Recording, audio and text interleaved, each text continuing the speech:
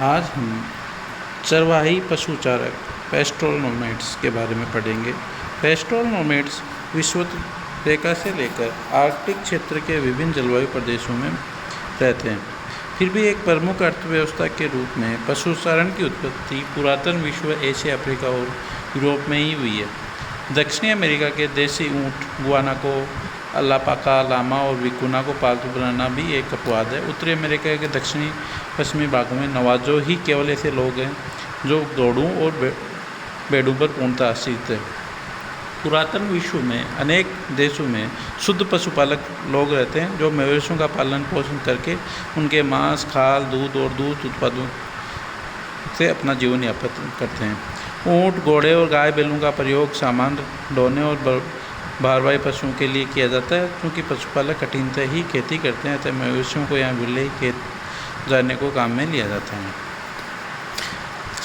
इन पशुपालकों में आज हम अरब मरुस्थल में रहने वाले बद्दू लोग अर्थात बदावीन के बारे में अध्ययन करेंगे। बदावीन अरबी शब्द है जिसका तात्पर्य रेगिस्तान निवासी। बदावीन, जिन्हें सामान्यतः बद्दू भी कहा जाता है, मुख्य रूप से दक्षिणी पश्चिमी एशिया, सऊदी अरब, इराक, ओमान, सीरिया, जॉर्डन और यमन के अरबी भाषी चरागाही घुमक्कड़ लोग हैं। अनुमानतः ये लोग मध्य पूर्व की जो कुल जनसंख्या है उस जनसंख्या का लगभग 1/10 है। ये लोग मरुस्थल क्षेत्रों में मुख्यतः ऊँटों का पालन करते हैं। कई जो बद्दू चरागाही पशुपालक हैं वो लोग चरागाही क्षेत्रों में भेड़, बकरी, अन्य पशु और घोड़े भी पालते हैं। इनका भ्रमणशील पशुचारण पशुपालन का एक सफल रूप है जो शुष्क और अर्धशुष्क मौसम वाले जलवायु वाले प्रदेशों के विस्तृत भागों में किया जाता है। भ्रमणशील पशुचारण की सफलता की स्वयं की गतिशीलता और लचीलेपन के साथ साथ उनके पर्यावरण के विस्तृत ज्ञान और उनके कुशल प्रबंधन पर निर्भर करती है। दक्षिणी पश्चिमी एशिया और उत्तरी अफ्रीका की अनेक जनजातियाँ भ्रमणशील पशुचारण का व्यवसाय करती हैं, जिनमें अरब प्रायद्वीप के उत्तरी भाग में रहने वाले बद्दू लोग मुख्य हैं। इनका जीवन ऊँट प्रजनन पर निर्भर है और वे चारे तथा जल की खोज में एक स्थान से दूसरे स्थान के ऊपर प्रदर्शन करते रहते हैं। अरब प्रायद्वीप में लगभग 10 लाख बद्दू निवास करते हैं। बद्दू जनजाति स्पष्ट रूप से कठोर घास के निश्चित मैदानी भाग, जिन्हें हमद, जहाँ स्थायी वनस्पति और गड्ढों में जल उपलब्ध रहता है, निवास करती है। कभी कभी अच्छे वर्ष के छोटे मौसम में अथवा आगे के चरागाहों के लिए जाते समय ये लोग रेतीले मरुस्थल, नफद और पठारी क्षेत्रों हना में भी प्रवेश करते हैं। अरब प्रायद्वीप के उत्तर पश्चिमी भाग, सीरिया, फिलिस्तीन और हिजaz के बीच के क्षेत्र में भ्रमणशील पशुचारण यहाँ की एक निश्चित और विशिष्ट विशेषता है। दक्षिणी अरब में ओमान और नजद के मध्य स्थित रब अल खलील रेगिस्तान में भी बद्दू जाति के कुछ छोटे समूह निवास करते हैं।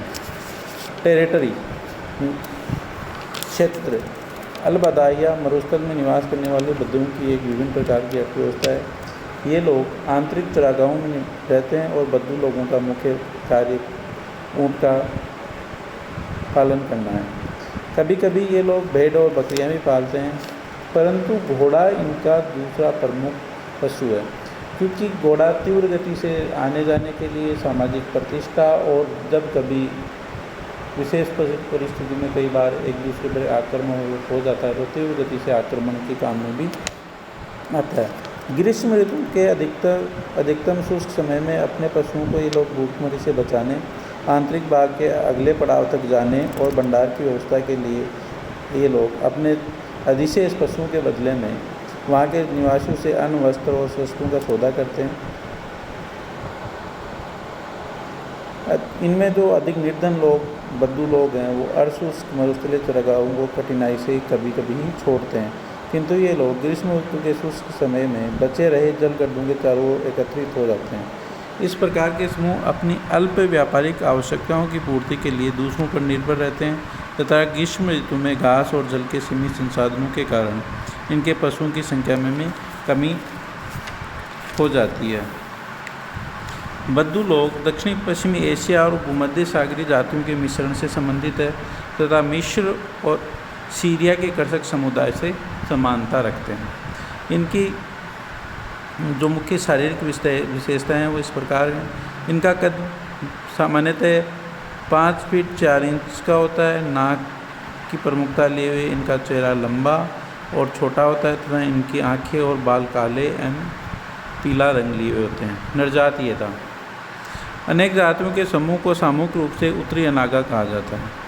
इनको पश्चिम में अप्पो, दमिश्क और हारन पठार से पूर्व में पराहत की घाटी तथा दक्षिण में समार पर्वत के बीच स्टेपी प्रदेश पर इन लोगों का अधिकार है। यह समूह जो अनाजा समूह है वो अरब के सर्वाधिक शक्तिशाली बद्दुओं में से एक है। इस समूह के पास लगभग 20,000 तंबू और 50,000 ऊँट हो। इस जाति के लोगों में आपसी संबंध घनिष्ठ नहीं होते हैं। इनमें आपसी प्रतिद्वंद्विता और शत्रुता उतनी सामान्य है जितना कि आपसी सहयोग। किसी जाति का एक गुट कभी भी अलग होकर अपना अलग स्वाधीन गुट बना लेता है। अनाजा जाति में रुवाला वर्ग जो है वो सबसे महत्वपूर्ण वर्ग है, जिसके पास अकेले के पास ही लगभग 3500 तंबू हैं। रुवाला वर्ग अनाजा प्रदेश के पूर्वी भाग में रहता है, जिसका विस्तार दमिश्क के दक्षिण में सिरहन दसाव के उत्तर पश्चिम सिरे तक है। इस क्षेत्र में ये लोग ग्रीष्म ऋतु में मध्य अरब के में उत्तरी मरुद्यान और नबद की सीमा तक यात्रा करते हैं। मौसमी प्रवसन जो पशुपालक हैं, बरमर्शिन पशुपालक, उनकी एक प्रमुख विशेषता है अपने प्रवसन में अरब के बद्दू वर्ताकार स्वरूप का अनुसरण करते हैं। सितंबर के माह में ये लोग अपने पश्चिम के आवासीय भागों को छोड़कर छोटे छोटे बिखरे समूह में शीत ऋतु व्यतीत करने के लिए हमादा के चरागाहों से होकर विचरण करते हैं। बसंत जब ऋतु आती है तो ये लोग दक्षिणी कोण नफद के रेतीले मरुस्थल की सीमाओं पर प्रवास करते हैं। पशुपालकों के झुंड पश्चिम और दक्षिणी की ओर बिखरे हुए चरागाहों की आंतरिक मेखला के सारे तैमा मरुद्यान है की ओर बढ़ते हैं। ग्रीष्म ऋतु के आरंभ में सिरन दशाओं के जल गड्ढों के सारे पुनः अपनी यात्रा आरंभ करते हैं। जब वर्ष अनुकूल नहीं होता तब ये छोटे छोटे में विभाजित होकर अधिक विस्तृत क्षेत्र में विचरण करते हैं तथा अधिक संख्या वाला समूह नफद की पूर्वी सीमा के सारे अपना मार्ग बनाता है। इन लोगों में प्रदेश के किसी भाग में मौसमी प्रवसन ऊँट और तंबू की संख्या वर्षा के दिनों और उसके अवधि द्वारा निश्चित होता है। क्योंकि वर्षा किन्हीं भी 2 वर्षों में समान नहीं होती, इस प्रदेश की ग्रीष्म ऋतु के अगस्त और सितंबर महीने अत्यंत गर्म होते हैं। रुवाला बद्दू तेज गर्मी से बाध्य होकर चरागाहों से गाँव की ओर पलायन करते हैं। झुलसाने वाली ग्रीष्म ऋतु में दिन की गर्मी और तेज हवाओं के कारण धूल भरी आंधियाँ चलती है, किंतु वर्षा नहीं होती। शीत ऋतु में जब गर्मी समाप्त हो जाती है, भूमध्य सागर की ओर से आने कुछ नमी प्राप्त हो जाती है तथा अक्टूबर से शीत ऋतु के मध्य तक वर्षा की संभावनाएं रहती हैं। शीतकाल का जो शरतकालीन वर्षा चिरस्थायी पौधों के पुनर्जीवन के लिए महत्वपूर्ण होती है। जब कभी वर्षा कम होती है और चरागाहों के सूख जाने की संभावना होती है तो तब शिविर की महिलाएं एक जुलूस में वर्षा माता के पुतले के साथ वर्षा प्रार्थना गीत गाती हुई एक तंबू से दूसरे तंबू में जाती है। शीत ऋतु विशेषकर दिसंबर और जनवरी के महीने यहाँ तेज ठंड के होते हैं। पाला पड़ना सामान्य बात है तथा कभी कभी हिमपात भी होता है। ग्रीष्म ऋतु में समस्त वनस्पति सूख कर नष्ट हो जाती है और धरातल मरुस्थल में बदल जाता है। ऐसे समय में बद्दू बसे हुए भूभागों की ओर प्रवास करते हैं। पड़ाव डालने और एक स्थान से दूसरे स्थान पर जाते समय ऊँटों की उपलब्धता का ये लोग ध्यान रखते हैं। बद्दू जाति का मुखिया से के तंबू के चारों ओर अनेक तंबू लगाए जाते हैं। रुवाला बद्दू लोगों में न तो एकता रहती है, न ही ये लोग कभी बड़े समूह में विचरण करते हैं। अपर्याप्त चरागाहों पर जब इस जाति के लोग बिखरे हुए रहते हैं तब इनके संसाधन अधिक सुरक्षित रहते हैं। अतः ये लोग छोटे छोटे समूह में 50 से 100 के झुंड में एक चरागाह से दूसरे चरागाह तक अपने पशुओं के लिए चारे की खोज में स्वतंत्रतापूर्वक विचरण करते हैं। एक स्थान पर जब घास समाप्त हो जाती है तो दूसरे स्थान पर जाते हैं और नए चरागाह और जल स्रोतों की खोज अपने साथियों को करने के लिए भेजते हैं। गर्म और शुष्क मौसम में ये लोग बड़े बड़े समूह में मरुस्थलीय किनारों पर स्थित जल स्रोतों, मुख्य रूप से कस्बे और बाजारों के आसपास अपना डेरा लगाते हैं। कुछ जो बद्दू समूह हैं वो प्रत्येक दिशा में 1000 किलोमीटर तक की दिशा में किलोमीटर तक की दूरी में प्रवास करते हैं। अर्थव्यवस्था। बद्दू अर्थव्यवस्था मुख्य रूप से ऊँट पर निर्भर है। ऊँट की प्रमुख विशेषता होती है कि वह बिना पानी कई दिनों तक जीवित रहता है तथा यदि चारागाह सूख जाए तो भी यह अपनी कुब्बड़ में चर्बी सुरक्षित रख लेता है और उस पर कई दिनों तक आश्रित रह सकता है।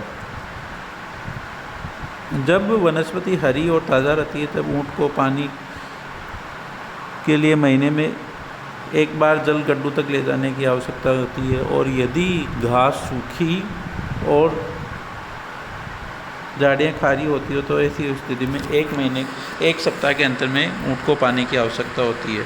ऐसे मार्गों पर जाने से पूर्व जहाँ कुएँ कम मिलते हैं, इस तगड़े और चर्बी वाले पशु ऊँट को 15 से 18 गैलन जल पीने के लिए फुसलाया जाता है। ऊँट बद्दुओं की संपत्ति का मूल आधार है। यही कारण है, इस कारण नहीं कि ये भोजन और मूल्यवान वस्तु उपलब्ध कराता है, वरन बद्दुओं के पास यही एक बेची जाने वाली महत्वपूर्ण वस्तु है। मरुउद्यानों के बाजार में व्यापारी और कृषकों से शस्त्र, वस्त्र और अन्य सहायक वस्तुएं जिन्हें मरुस्थल में लाया जा सकता है के बदले में ऊँटों का सौदा किया जाता है। ऊँट प्रतिष्ठा का प्रतीक भी माना जाता है।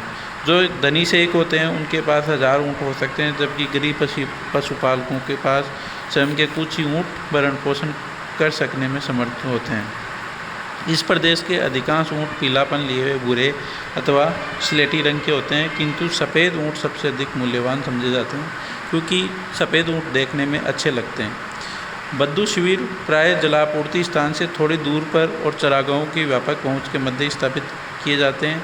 यदि धरातल पर जल उपलब्ध नहीं होता तो कुओं को साफ किया जाता है अथवा नए कुएँ खोदे जाते हैं और ऊँट की खाल तथा अस्थियों से निर्मित बाल्टियों की सहायता से पानी निकाला जाता है। मरुस्थल के आंतरिक भागों में 100 फीट और इससे अधिक गहराई के कुएँ मिलते हैं। जब चरागाह निकट ही होता है तो पशु चारक प्रत्येक दिन अपने ऊँट पर सवार होकर गाना गाते हुए पशुओं को चराने ले जाता है। इन गानों के द्वारा वे अपने पशुओं को रास्ता पहचान कर उनके पीछे पीछे चलना सिखाते हैं। सूर्यास्त के समय जब सैकड़ों ऊँट शिविरों की ओर लौट रहे होते हैं तब इन चरवाहों का गीत गाना और भी आवश्यक हो जाता है क्योंकि पशुओं के भटक कर खो जाने की संभावना रहती है। रात्रि के समय ये थके हुए पशु चारक आपस में मिलकर सो जाते हैं। जब ये चरवाहे अपने पशुओं को लेकर अपने शिविर से दूर के चरागाहों में चले जाते हैं तब ये लोग एक ही स्थान पर कई दिन रहते हैं तथा कभी कभी ये कई सप्ताह तक बाहर रहते हैं। कल की क्लास में हम भोजन, शिविर, समाज, आचरण, कृषि और इनकी मनोभावना का अध्ययन करेंगे। Thank you.